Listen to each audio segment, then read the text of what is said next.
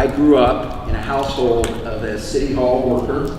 I'm from Kansas City, Missouri. My dad worked for the city his entire career. I think he had one job right out of college for a year or two, and then he went to work for the city. He was in a department, back then they called it data processing. It's probably called IT or something a little more sophisticated than data processing. But I remember at Christmas, this time of year, remember the old green bar reports that we do? He'd print those off and I'd hang them on my wall, and it'd be a picture of Santa and all the reindeer that the IT or the data processing department at that time created out of their system.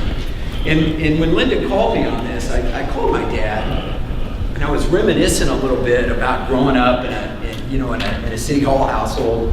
And he said, Mark, he goes, you know what, I loved working for the city. He said that the thing that was great about working for the city is, he said, I felt like it was like a small town all rolled up into one building.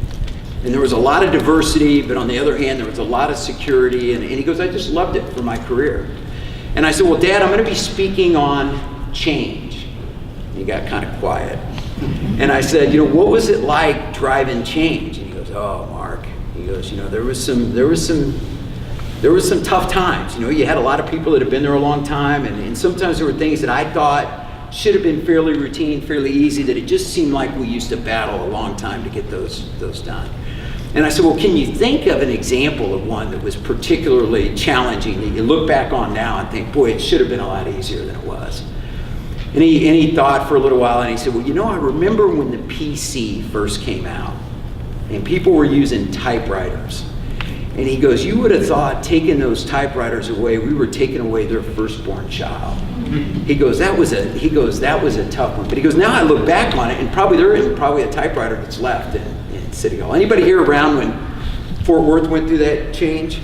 Anybody old enough? Okay, a couple. All right, you were probably, he said, what drove it was the younger people that were coming in, that were all adapted, that had come out of school. He said, especially finance. He said those finance people wanted those spreadsheets, and that's what really drove it. So, a lot of great memories. And coming from Kansas City, I got to share one more story. Johnny talked a little bit about Dallas, and I was thinking, and it spawned this memory. But when we first moved here in 1999, and I remember coming down here, I was so frustrated as a Kansas City Chiefs fan. We had, in the last 10 years, even though we had been to the playoffs 7 of those last 10 years, we had never made it to the Super Bowl. And I remember my first day, we live in Flower Mound, and I remember driving into work, and somehow I found the ticket when we first moved here. And I remember Jerry Jones was on the radio, and he was talking, and I thought, God, this is so cool. I mean, you got the owner on the radio. Our owner was Lamar Hunt, who was so we never heard from Lamar Hunt. And I thought, man, this is awesome. And I started daydreaming. My son was 1 at the time. I thought, I wonder how many Super Bowls we're going to experience together. Now my son's about ready to graduate high school. Guess how many Super Bowls we've graduated? How many playoff wins have we? So now when I hear Jerry Jones on the radio, I don't get all excited and go, I don't spend time there. Help your employees lead change. Contact Mark Fenner. He gets results, and employees have a great time while he does it. 469-293-6198.